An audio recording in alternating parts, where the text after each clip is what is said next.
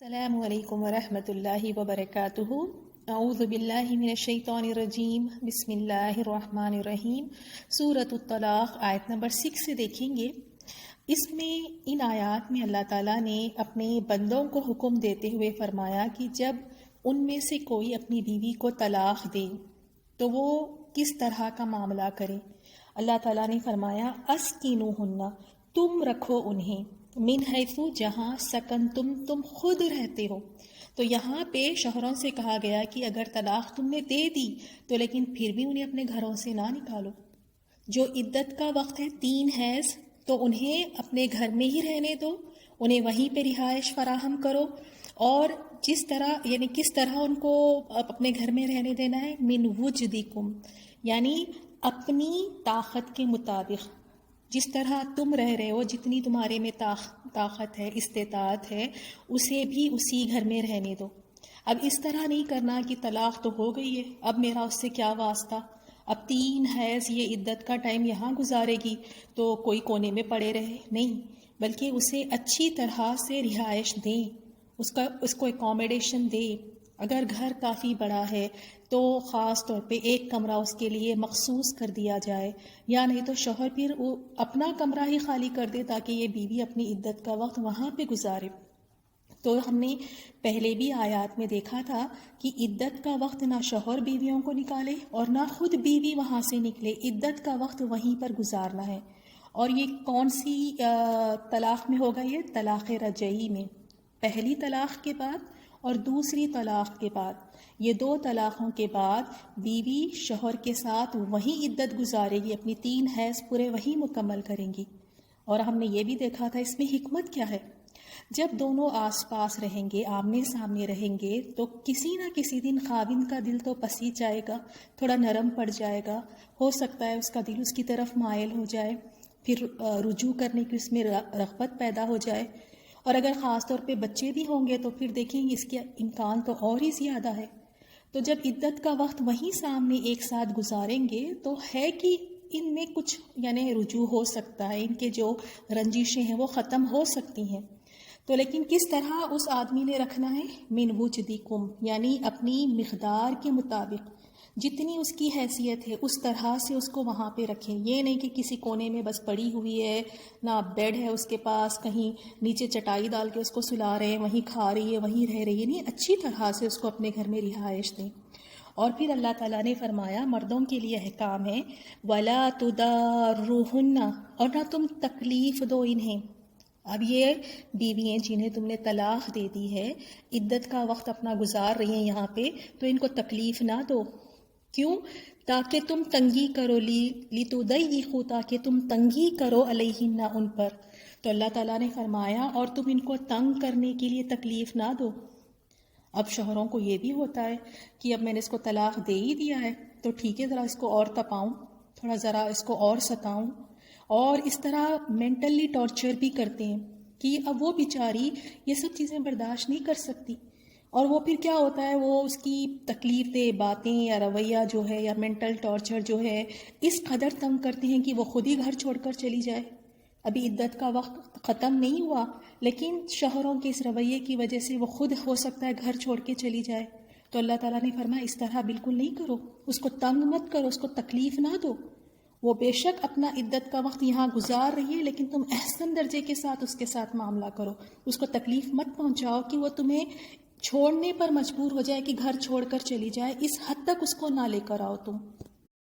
اور اس کا دوسرا مطلب یہ بھی ہے کہ اب بالکل عدت ختم ہونے والی ہے، 3 حیض ہے، بس 2 یا 3 دن باقی ہے، تو پھر اس کے ساتھ دوبارہ رجوع کر لینا، اس وجہ سے کہ ذرا پھر سے اس کو دوبارہ میں رجوع کروں، پھر یعنی بار بار میں اس کے ساتھ ایسا ہی کرتا رہوں، کیونکہ زمانے جاہلیت میں اسی طرح کرتے تھے، وہ بیویوں کو طلاق دیتے اور ان کی عدت ختم ہونے والی ہوتی تو ان سے رجوع کر لیتے، پھر اس کے بعد پھر ان کو طلاق دے دیتے، پھر ان کی جب عدت ختم ہونے والی ہوتی ان سے رجوع کر لیتے۔ تو یہ اس طرح انہوں نے عورتوں کے ساتھ اس طرح کیا کہ نہ خود اپنا بنا کے رکھتے تھے، نہ ہی ان عورتوں کو آزاد کرتے تھے کہ عورتیں جا کے کہیں خود دوسری جگہ نکاح کر لیں، یعنی لٹکائے رکھتے تھے عورتوں کو۔ تو پھر بعد میں شریعت نے طلاق کے بعد رجوع کرنے کی ایک حد مقرر کر دی کہ اب اس طرح نہیں ہوگا کہ جب مرضی تم چاہے طلاق دے دو، پھر عدت میں تم رجوع کر لو. اب یہ بار بار اس طرح نہیں ہوگا. اب شریعت نے ایک حد لگا دی، ایک وقت مقرر کر دیا، اور وہ کیا ہے کہ بس دو مرتبہ اس طرح کر سکتے ہیں. یعنی پہلی طلاق کے بعد عدت میں رجوع کر لو، دوسری طلاق ہوئی اس کے بعد عدت میں رجوع کر لو. لیکن اگر تیسری مرتبہ طلاق ہو جائے گا تو اس کے بعد اب رجوع کا حق ختم ہو جاتا ہے. تو 2 طلاقوں کے بعد ہی شوہر کے پاس رجوع کا حق ہے کہ عدت کے دوران وہ رجوع کر سکتا ہے. اور ہم نے یہ بھی دیکھا تھا کہ طلاق بائنہ یعنی جو تیسری مرتبہ جو طلاق ہو جاتی ہے اس میں یہ شوہر کی ذمہ داری نہیں ہے کہ وہ بیوی کے لیے نان نفقے کا انتظام کرے. یہ مینٹیننس اور اکوموڈیشن شوہر کی ذمہ داری نہیں ہے. جیسے ہی طلاق ہو گئی تو اب یہ ہے کہ وہ عورت وہاں سے نکلے، کہیں اور اپنی عدت گزارے. اب یہ شوہر کے گھر عدت نہیں گزارے گی. کون سی؟ جب تیسری مرتبہ طلاق ہو جائے. تو اب ہم دیکھتے ہیں کہ نیکسٹ، اور اللہ تعالیٰ نے بتایا وہ عورتیں جو پریگننٹ ہو، حاملہ ہو، تو اب ان کے ساتھ کیا ہوگا، ان کی ذمہ داری کون اٹھائے گا؟ وَإِن كُنَّا، اور اگر وہ ہو یعنی وہ طلاق شدہ عورت اگر ہو اولاتی حمل، حمل والیاں، یہ پریگننٹ ہے اور ان کی طلاق ہو گئی ہے، تو اب ان کا خرچہ کون اٹھائے گا؟ تو اللہ تعالیٰ نے فرمایا فَانفِقُوا، تم خرچ کرو. شوہروں سے کہا گیا کہ تم خرچ کرو علیہن، ان پر. اب یہ تمہاری ذمہ داری ہے. کب تک خرچ کرنا ہے؟ حتیٰ، یہاں تک کہ یدانا، وہ جن لے حملہن، اپنا بچہ. جب تک ان کی ڈیلیوری نہیں ہو جاتی یہ شوہروں کی ذمہ داری ہے. کس میں؟ طلاق بائنہ میں. کیونکہ طلاق بائنہ میں عدت کے دوران بھی کوئی نان نفقے کی ذمہ داری نہیں ہے شوہر پہ. تیسری دفعہ طلاق ہو جائے تو شوہر کی ذمہ داری نہیں ہے کہ وہ مینٹیننس اور اکوموڈیشن دے. لیکن اگر وہ پریگننٹ ہے تو ان دیٹ کیس اب یہ شوہر کی ذمہ داری ہے. اللہ نے اسے حکم دیا ہے کہ اب اس کا پورا خرچ اٹھائے گا. کب تک؟ جب تک وہ بچے کو جن نہ دے. یہ تیسری طلاق کے بعد ہے. اور پہلی اور دوسری طلاق میں ہم نے دیکھا ہے طلاق رجعی میں عدت کا وقت وہ اپنے وہیں پہ گزارے گی اور سارا نان نفقے کی ذمہ داری شوہر کی ہوگی عدت کے دوران. اب ذرا اسی آیت سے ہم رک کر تھوڑا سا اپنا جائزہ لیتے ہیں. اب آپ دیکھیں ہمارے معاشرے میں کیا چلتا ہے. جیسے ہی پہلی ڈیلیوری ہو تو لڑکی کو کہاں بھیج دیا جاتا ہے؟ اس کے اماں کے گھر. یہاں تک کہ شوہر بھی اس بات پہ اتفاق کرتا ہے اور گھر میں جو ساس ہے، نندے ہیں، وہ سب کہتے ہیں کہ چلو ابھی سے اس کی اماں کے گھر جانا چاہیے، یہ ان کی ذمہ داری ہے، وہاں پہ اس کا پورا خرچہ وہ لوگ اٹھائیں گے. اور لڑکی کو بھیج دیتے ہیں. ڈاکٹر کے سارے چیک اپ، ڈیلیوری، دوائیں، بچے کے کپڑے، ڈائپر، سب کچھ نانا نانی ماموں یہ سب اٹھائیں گے خرچہ. اور یہ یہاں بیٹھے رہیں گے. اللہ تعالیٰ نے تمہیں قوام بنایا ہے، اللہ تعالیٰ نے تمہیں ذمہ داری دی ہے. تمہاری بیوی، تمہارا بچہ جن رہے اور خرچہ اٹھائیں گے نانا نانی. اللہ تعالیٰ کا یہ حکم ہے. اللہ نے فرمایا کہاں؟ یہاں تک کہ جب طلاق ہو گئی ہے، اگر وہ پریگننٹ ہے، طلاق ہو گئی ہے، جدا ہونا ہے، پھر بھی اللہ تعالیٰ نے کہا کہ نہیں تم اس پہ خرچ کرو گے اب. اور وہ جو بالکل ساتھ رہ رہے ہیں، میاں بیوی ہے ایک دوسرے پہ، تو کیا شوہر پہ کوئی ذمہ داری نہیں ہے؟ کیا اس کا فرض نہیں ہے کہ وہ ساری ذمہ داری اٹھائے؟ اب آپ دیکھیں یہ ہم رسم و رواج کے نام پر کرتے ہیں کہ رسم و رواج ہے، اسی طرح چلتا آ رہا ہے. اور یہ کرتے کیوں ہیں؟ کچھ چند پیسے بچانے کے لیے کہ اب اتنا خرچہ ہم کہاں اٹھائیں گے، ڈیلیوری کے، ڈاکٹر کا، یہ سب خرچہ ہم کہاں اٹھائیں گے، جانے دو اس کے اماں بابا اٹھائیں، بھائی اٹھائے اس کے. تو کتنا بچا لیں گے؟ کچھ چند پیسے بچانے کے لیے، کچھ چند ہزار. اتنے پیسوں سے کیا ساری زندگی گزر ہو جائے گی؟ لیکن یاد رہے کہ یہ جو پیسے بچانے کی لالچ میں یعنی بیوی کو بھیج دیتے ہیں کہ وہ جا کے اس کے ماں باپ اس کا خرچہ اٹھائے، یاد رہیں کہ اللہ تعالیٰ کی پکڑ سے پھر کیسے بچو گے؟ کبھی سوچا ہے کہ کس کے حکم کے خلاف جا رہے ہو؟ اللہ تعالیٰ نے یہ حکم دیا ہے کہ یہ شوہروں کی ذمہ داری ہے، تمہاری بیوی ہے، تمہارا بچہ ہے، تم اس پہ خرچ کرنا ہے، یہ تم پر فرض ہے، تم قوام ہو. اور پھر اللہ تعالیٰ کے حکم کے خلاف جاتے ہوئے ڈر نہیں لگتا؟ دنیا میں اتنے قانون ہیں اور یہ بنائے ہوئے قانونوں کے خلاف جاتے ہوئے ایک انسان لرز جاتا ہے، ڈر جاتا ہے. کہ کہیں حکومت مجھے پکڑ نہ لے، کہیں مجھے پولیس پکڑ نہ لے، اور اللہ تعالیٰ کے احکامات کو توڑ کر اس کے خلاف جا کے ڈر نہیں لگتا؟ دیکھ لیں اس آیت میں کیا حکم اللہ نے دیا ہے کہ یہ شوہروں کی ذمہ داری ہے، نانا نانی کی نہیں، ماموں کی نہیں۔ اور یہ بھی ہم دیکھ لیتے ہیں کہ اگر بیوی کی طبیعت ٹھیک نہیں ہے اور ڈاکٹر کہتا ہے کہ اسے بیڈ ریسٹ کی ضرورت ہے، یا یعنی بیوی خود کہتی ہے کہ مجھے امی کے گھر جانا ہے، تھوڑا سا میں آرام کرنا چاہتی ہوں، یا دونوں میاں بیوی راضی ہو جاتے ہیں اس بات پر، تو اس کنڈیشن میں وہ جا کے اپنے ماں باپ کے گھر رہ سکتی ہے، وہاں ڈیلیوری کروا سکتی ہے، لیکن خرچہ پھر بھی شوہر ہی اٹھائے گا۔ تو اب تک جو کرتے آئے ہیں اس چیز کو اللہ کے لیے ان سب چیزوں کو چھوڑ دیں۔ اگر ہے تو گھر میں اگر ساس ہے تو اپنی بہو کو اپنے گھر میں ہی رکھیں، اللہ تعالیٰ پر توکل رکھیں، اللہ تعالیٰ اسباب بنانے والا ہے۔ اور اسی آیت میں ہم نے سیکھا کہ جو اللہ تعالیٰ کا تقوی اختیار کرتا ہے، یعنی گناہوں سے بچ کے رہنا چاہتا ہے، اللہ تعالیٰ کے احکامات پر عمل کرنا چاہتا ہے، تو اللہ تعالیٰ ایسوں کے لیے پھر تنگی سے نکلنے کا راستہ بنا دیتا ہے۔ اللہ تعالیٰ وہاں سے رزق عطا فرماتا ہے جہاں ان کا گمان بھی نہ ہو، ان کے لیے آسانیاں فرماتا ہے۔ تو اللہ تعالیٰ پر توکل رکھیں، سوچیں کہ شوہر سوچیں کہ یہ میری ذمہ داری ہے، میں ہاتھ پاؤں ماروں گا، میں کچھ کوشش کروں گا، اللہ پر توکل رکھیں، اللہ اسباب بنائے گا، رزق کے اور دروازے کھولے گا۔ تو اس طرح نہیں کرنا چاہیے، کیونکہ یہ اللہ تعالیٰ کے احکامات کے خلاف ہے، اور اللہ تعالیٰ کے احکامات کو توڑ کر سمجھنا کہ کچھ نہیں ہوگا، اتنے بے حس ہو کر کیسے زندگی گزار سکتے؟ پھر اسی لیے زندگی میں دیکھیں کتنے مشکلات آتے، پھر پریشان ہوتے کہ ہائے یہ مشکل کہاں سے آ گئی، یہ ہم پہ کیوں آ گیا؟ کیونکہ دیکھتے ہی نا کتنے احکامات ہم اللہ تعالیٰ کے توڑتے ہیں۔ تو آج سے اگر آپ ساس ہیں تو یاد رکھیں کہ بیوی کی ڈیلیوری آپ کے خود کے گھر میں آپ کے بیٹے کے اخراجات سے ہوں گی۔ اللہ تعالیٰ وہاں سے رزق عطا فرمائے گا جہاں سے آپ کے گمان میں نہیں ہوگا۔ تو اللہ تعالیٰ کے احکامات کو عمل کرنے کی کوشش کریں، یہ رسم و رواج کے پیچھے نہ دوڑیں۔ ہم کسی دوسرے مذہبوں کے سے اتنا متاثر ہو گئے کہ ان کی ساری چیزیں لے کے ہم رسم و رواج کے نام پر کرتے جا رہے ہیں، حالانکہ اسلام آیا ہی کیوں؟ کیا عرب میں کیا تھا اس وقت پہ، کیا رسم و رواج تھے کہ لڑکی کو زندہ گاڑ دیا جاتا تھا، دفنا دیا جاتا تھا، عورتوں کی کوئی وہاں پہ نہ عزت تھی، نہ عورتوں کو کچھ چیز سمجھا جاتا تھا، ان کے حق نہیں دیے جاتے تھے، جہالتوں میں تھے۔ تو اسلام تو آیا ہے کہ رسم و رواج سے نکالے، رسم و رواج کو ختم کرے، جہالتوں سے نکالے، اور ہم وہی ابھی تک رسم و رواج میں ہیں۔ چھلا چھٹی، یعنی پہلی ڈیلیوری ماں کے گھر میں ہونی چاہیے، نانا نانی کے گھر میں، ماموں اٹھائے خرچہ، تو یہ سب چیزوں سے ہمیں نکل آنا چاہیے۔ اللہ تعالیٰ نے کلیئر ہمیں گائیڈ لائنز دی ہیں، احکامات دی ہیں، اس پہ ہمیں عمل کرنا چاہیے۔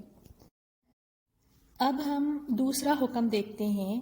اب طلاق ہو گئی ہے، طلاق شدہ ماں ہے اور بچے کو دودھ پلانے کا مسئلہ ہے، تو اس پر بھی اللہ تعالیٰ نے فرمایا فَإِنْ أَرْضَعْنَ لَكُمْ، پھر اگر وہ بچے کو تمہارے لیے دودھ پلائے۔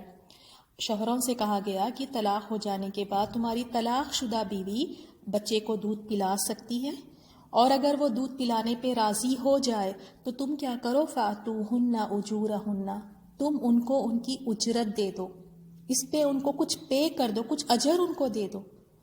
یہ بچے کو دودھ پلا رہی ہے، تمہارا بچہ ہے، اگر وہ پلا رہی ہے تو تم اس کو کچھ اجرت دے دو، اور کس طرح دینا ہے، وَأَتَمِرُوا بَيْنَكُمْ بِمَعْرُوفٍ، اور بچے کے بارے میں پسندیدہ طریقے سے اپنے درمیان میں، یعنی میاں بیوی جو طلاق شدہ ہے دونوں، اپنے درمیان میں موافقت رکھیں، یعنی اپنے معاملات میں دستور کے مطابق اچھے طریقے سے طے کر لیں، ایک دوسرے کو نقصان نہیں پہنچائے۔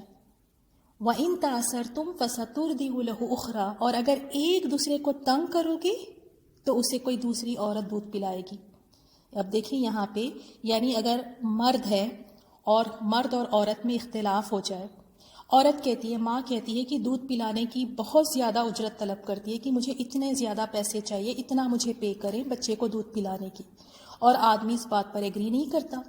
یا پھر دوسری سچویشن یہ ہو سکتی ہے کہ آدمی جو ہے، مرد جو ہے، بہت کم قیمت دے رہا ہے، تھوڑی سی اجرت دیتا ہے دودھ پلانے کی، اور عورت کہتی ہے کہ نہیں یہ تو بہت زیادہ کم ہے، ناقابل قبول ہے، تو پھر اس بچے کو پھر کوئی دوسری عورت دودھ پلائے، کیونکہ یہاں دونوں میں اختلاف ہے۔ دونوں کوئی ایک چیز پر فیصلہ نہیں لے پا رہے تو پھر کیا کریں گے؟ دوسری عورت، کوئی دوسری ویٹ نرس ہوگی جو اس بچے کو دودھ پلائے گی. اور اگر بچے کی ماں بھی اس اجرت پر راضی ہو جائے جو کسی عورت کے ساتھ طے کی گئی ہو تو وہ اپنے بچے کو دودھ پلانے کی زیادہ حقدار ہے. اب شوہر کہتا ہے کہ نہیں، میں کسی اور عورت سے پلا لوں گا، کوئی اور عورت ہے جس سے ویٹ نرس کو رکھ لوں گا، اس کو اجرت دے دوں گا، وہاں سے بچہ پی لے گا. اور ماں کہتی کہ ٹھیک ہے، تم جتنا اس عورت کو دے رہے ہو مجھے اتنی اجرت دے دو اور میں اس بچے کو دودھ پلا لوں گی. تو پھر اس کنڈیشن میں ماں زیادہ حقدار ہے. پھر ماں کو اس بچے کو چاہیے کہ ماں کو دیا جائے، پھر وہ بچے کو ماں دودھ پلائے گی. آیت نمبر 7 دیکھتے ہیں. لینفق چاہیے کہ خرچ کرے، ذو سعۃ صاحب وسعت والا، من سعتہ اپنے وسعت کے مطابق. تو اب یہاں پہ کیا فرمایا گیا؟ صاحب وسعت کو اپنی وسعت کے مطابق خرچ کرنا چاہیے. یعنی بچے پر اس کے والد یا اس بچے کے جو وارث ہیں ان کو اپنی استطاعت کے مطابق اس بچے پر اب خرچ کرنا چاہیے. یہ نہیں کہ اللہ نے تو بہت زیادہ دیا ہے اور جب خرچ کرنے پہ بات آتی ہے تو اپنے ہاتھوں کو روک لیتے ہیں. نہیں، جتنی استطاعت ہے، جتنی اللہ تعالیٰ نے تمہیں وسعت دی ہے اس حساب سے تم خرچ کرو. ومن خدیرہ، اور جو شخص کے تنگ کیا گیا ہو، علیہ اس پر، رزق ہو اس کا رزق.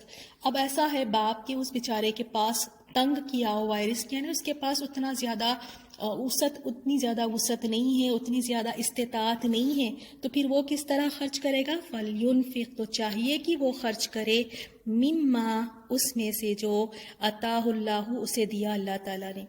یعنی کہنے کا مطلب کیا ہے کہ ہر کوئی اپنی وسعت کے مطابق، جتنی استطاعت ہے اس کے مطابق خرچ کرے. اور یہ اللہ تعالیٰ بخوبی دیکھ رہا ہے اللہ تعالیٰ نے کس کو کتنا عطا کیا ہے اور اس میں سے کتنا وہ خرچ کر لیتا ہے، کتنے میں اپنا ہاتھ روک لیتا ہے، اللہ تعالیٰ دیکھ رہا ہے. تو ہر کوئی اپنی حیثیت کے مطابق خرچ کرے. لا یکلف اللہ، نہیں تکلیف دیتا اللہ نفساً، کسی نفس کو، الا مگر ما، اس قدر جو آتا ہے اس نے دیا اس کو، اس نفس کو. تو اللہ تعالیٰ جتنی طاقت جس انسان کو دی ہے نا، اتنی ہی ذمہ داری اللہ تعالیٰ نے اس پر ڈالی ہے. اللہ تعالیٰ بہت زیادہ یعنی عدل کرنے والا ہے. اسی لیے وہ غریب اور کمزور کو یہ حکم نہیں دیتا کہ وہ دودھ پلانے والیوں کو زیادہ اجرت دے. اگر کوئی غریب ہے، کوئی کمزور ہے، تو جتنی اس کی استطاعت ہے، جتنی حیثیت ہے نا، اپنی حیثیت کے حساب سے پھر وہ اس پہ یعنی اجرت دے دے. اور ماں باپ کو بھی چاہیے کہ دونوں مناسب رویہ اختیار کریں، ایک دوسرے کو تکلیف نہ پہنچائیں، بچے کو دودھ پلانے کے مسئلے کو اتنا زیادہ سنگین نہ بنا دیں، اس میں ایک دوسرے پہ آسانیاں کریں. جیسے اللہ تعالیٰ نے سورۃ البقرہ میں بھی فرمایا، نہ ماں کو بچے کی وجہ سے تکلیف پہنچائی جائے اور نہ باپ کو.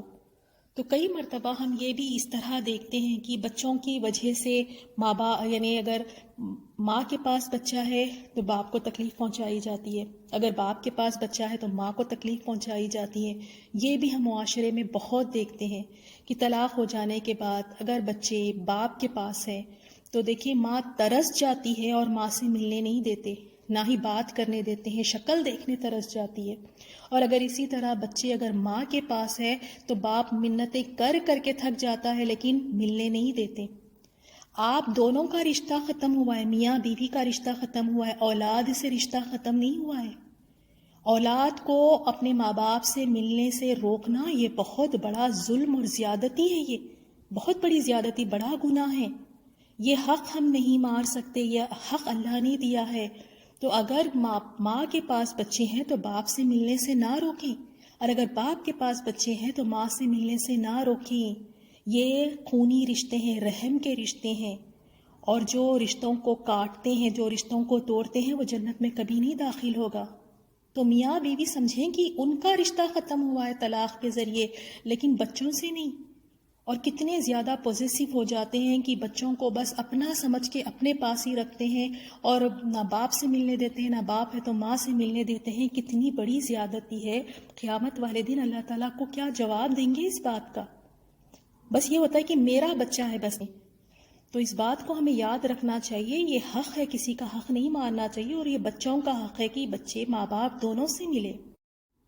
اب دیکھیں یہ جو معاملات ہوتے ہیں یہ سارے طلاق کے اور یہ سارے جو معاملات ہیں اس میں واقعی بہت ہی زیادہ پریشانی مشکلات آتی ہے، لیکن اللہ تعالیٰ ان کے لیے آسانیاں فرماتا ہے۔ سَيَجْعَلُ اللَّهُ ان قریب کر دے گا اللہ تعالیٰ بعد عسر، بعد تنگی کے یسرا، آسانی۔ تنگی آئے گی، پریشانیاں آئیں گی، مشکلات آئیں گی، لیکن اگر اللہ تعالیٰ پر اعتماد رکھو گے، توکل رکھو گے، اللہ تعالیٰ پر، اللہ تعالیٰ کا تقوی اختیار کرو گے، یعنی یہ جو احکامات دیے گئے نا اس پر تم عمل کرو گے تو اللہ تعالیٰ آسانی پیدا فرما دے گا، اللہ تعالیٰ کشادگی عطا فرمائے گا۔ اب آپ بتائیں جس انسان کو اللہ تعالیٰ کا ساتھ مل جائے، جس کے لیے اللہ تعالیٰ آسانی فرما دے، کشادگی پیدا فرما دے، اس کو پھر کوئی اور بات سے فکر مند ہونے کی ضرورت ہے؟ بس کنڈیشن کیا ہے، شرط کیا ہے کہ تقوی اختیار کرے، یعنی جو احکامات دیے گئے ہیں اس میں ڈنڈی نہیں مارنا، جو احکامات دیے گئے ہیں اس پر عمل کرنا ہے، رسم و رواج، ریت و رواج کے پیچھے نہیں بھاگنا ہے۔ اور یہ بات ہم سب کو یاد رکھنی چاہیے، نہ تو ماں کو اس کے بچے کی سبب تکلیف دی جائے اور نہ باپ کو اس کے بچے کی وجہ سے تنگ کیا جائے۔ ان آیات کی تلاوت سنیں۔ سبحانک اللہم و بحمدک، نشہد ان لا الہ الا انت، نستغفرک و نتوب الیک۔ السلام علیکم ورحمۃ اللہ وبرکاتہ۔ اسكنوهن من حيث سكنتم من وجدكم ولا تضاروهن لتضيقوا عليهن وإن كن أولات حمل فأنفقوا عليهن حتى يضعن حملهن فإن أرضعن لكم فآتوهن أجورهن وأتمروا بينكم بمعروف وإن تعاسرتم فسترضع له أخرى لينفق ذو سعة من سعته ومن قدر عليه رزقه فلينفق مما آتاه الله لا يكلف الله نفسا إلا ما آتاها سيجعل الله بعد عسر يسرا